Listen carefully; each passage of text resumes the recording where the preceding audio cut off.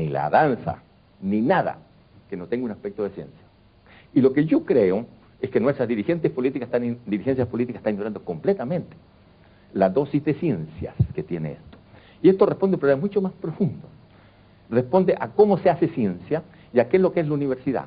Porque allí se educan los políticos. La universidad tiene departamentos, está departamentalizada. Yo estudio economía, estudio ciencias políticas, estudio medicina, estudio ingeniería. Pero la realidad no reconoce esos departamentos, pues. La realidad tiene problemas que cruzan todos estos departamentos. Y trabajar con problemas en la práctica crea problemas teóricos que estas ciencias verticales no resuelven. Entonces hay un problema profundo de teoría y de método, que es el fundamento de lo que estoy llamando ciencia y técnicas de gobierno, que la universidad ignora y los políticos ignoran. Y yo creo que hay un punto muy fundamental para entender por qué la política es mediocre y entender por qué no es un problema de coeficiente intelectual. Hoy, sí, lo digo con toda seriedad, no creo que haya ciencias que le den buen soporte a la política. No la hay. Hay un grupo de gente en el mundo muy pequeño que está haciendo un esfuerzo muy grande por crear esta ciencia horizontal. Pongo un ejemplo. ¿Cómo se analiza un problema cuasi estructurado en la realidad? O sea, es un problema de salud.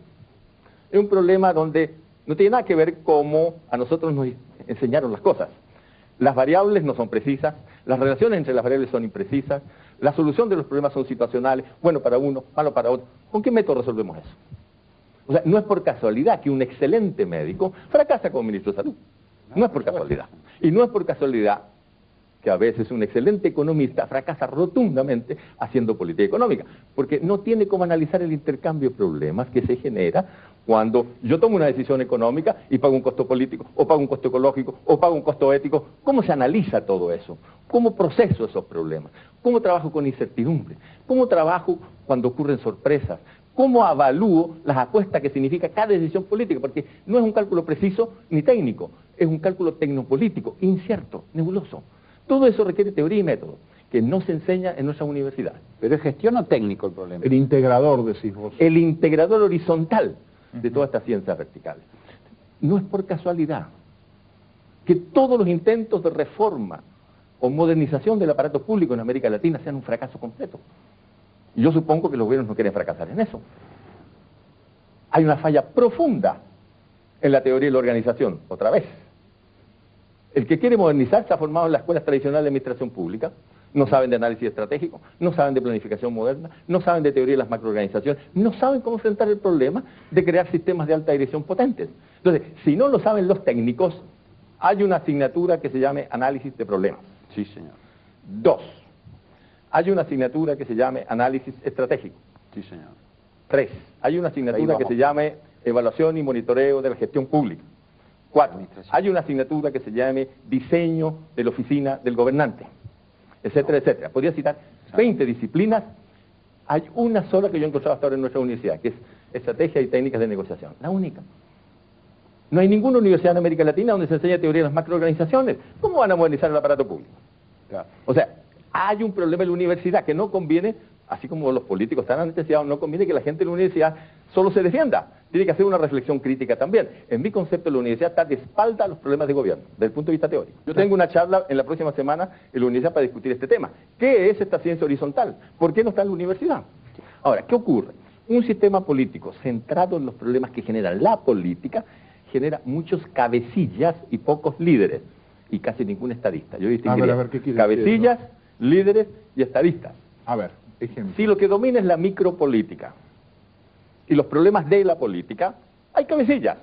Personas que son capaces de movilizar 100, 200, 300 personas, tienen energía, trabajan, responden, son serviciales.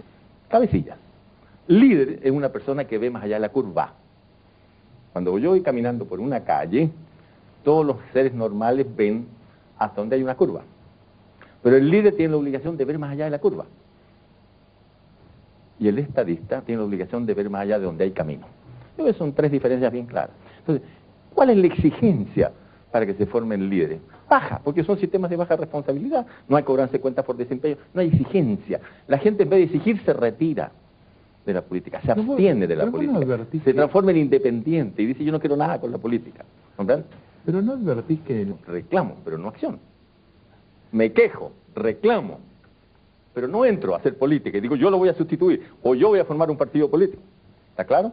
Pero sino sí, que la gente estima ese es un mundo en el cual yo no tengo cómo entrar. Son Me de allá. abstengo de. En mi concepto no bastan las elecciones, porque hasta ahora el único Por eso no bastan mecanismo- las elecciones. no, el único mecanismo que tenemos ahora para que la gente evalúe. En primer lugar, cada vez vota menos gente. Hay países donde vota menos del 20% de la población. Entonces, lo que falta son sistemas de cobranza de cuenta por desempeño, en el sentido que si yo, político, digo, voy a construir 50.000 viviendas populares, alguien me cobre cuenta sobre eso. Oh, perfecto. O Entonces, si yo soy ministro de salud y digo voy a hacer tal cosa, el presidente no me cobra cuenta a mí, yo no le cobre cuenta a mi director. Creo que infelizmente, en nuestros países, pero en casi todo el mundo, hay una cierta disociación entre el momento electoral y el momento de gobierno. Entonces, en el momento electoral nos sentimos en la obligación de prometer todo, con absoluta irresponsabilidad. Y en el momento de gobierno nos encontramos con dos cosas.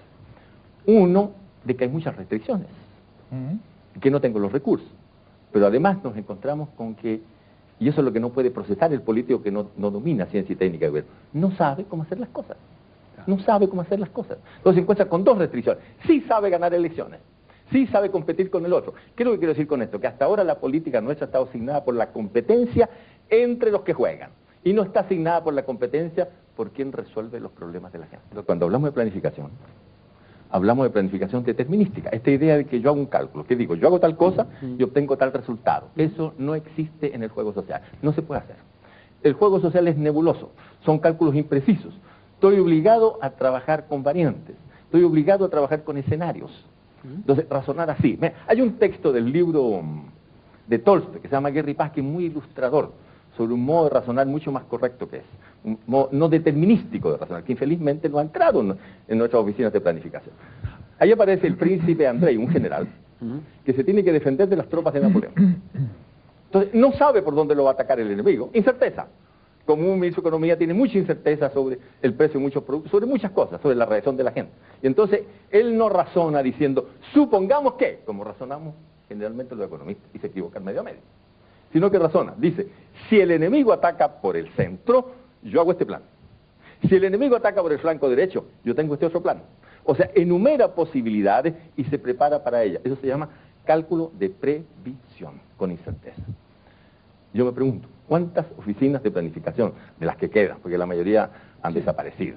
Y felizmente han desaparecido, porque con esa planificación tradicional no se va a ningún lado. Pero de las que quedan, ¿cuántas oficinas de planificación trabajan con previsión? Siguen haciendo proyecciones cuantitativas y con 2 dígitos todavía. Un absurdo. Entonces, el político con sentido común, porque lo único que no podemos decir del político es que no tiene sentido común, tiene. Al político con sentido común, esa planificación, ¿cómo le suena? Inútil. doctor Cuba. No es planificación. Es Por un eso, ¿por qué no cálculo nos- rígido, nos dice- imperativo, determinístico y economicista, porque esa planificación es curioso. Sí, imperativo. Marxismo economicista. Sí. ¿No? No se planifica tecnopolíticamente. Entonces, yo no tengo ninguna simpatía por esa planificación. Cero. ¿Y por el plan quinquenal argentino, por ejemplo? No lo conozco. Bueno, porque por Pero ejemplo, no necesito conocerlo. No me voy a equivocar si digo que no trabaja con escenarios. Y que tiene cálculos de proyecciones determinísticas. Sí. Y que probablemente tiene cálculo a lo menos con un dígito, 38.3. ¿no?